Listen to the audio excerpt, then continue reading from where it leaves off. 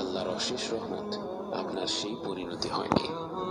পৃথিবীতে যারা আপনার পিঠ পেছনে দু চারটা খারাপ কথা বলেছিল, আপনার দিন পালন নিয়ে হাসি ঠাট্টা করেছিল, আজ সেই মন্তব্যগুলোর জন্য আপনি নিজেকে অত্যন্ত ভাগ্যবান মনে করছেন।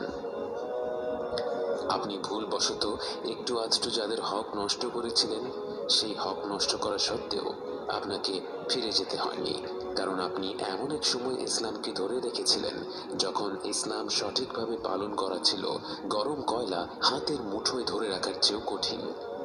হাজারো মানুষের কটু কথা সহ্য করে সবরের সাথে দিন পালন করার পুরস্কার আজ আপনার সামনে। এরপর এক স্বর্গীয় কণ্ঠ আপনাকে উদ্দেশ্য করে বলে, ইয়া আইয়াতুহান নাফসুল মুতমাইন্নাহ ইরজিই ইলা রাব্বিকি রাদিয়াতান মারদিয়াহ ফাদখুলি ফি ইবাদি ওয়াদখুলি জান্নাতি। সময়ের শুরু থেকে মুমিন ব্যক্তি জান্নাতের দরজার দিকে ছুটে চলছে।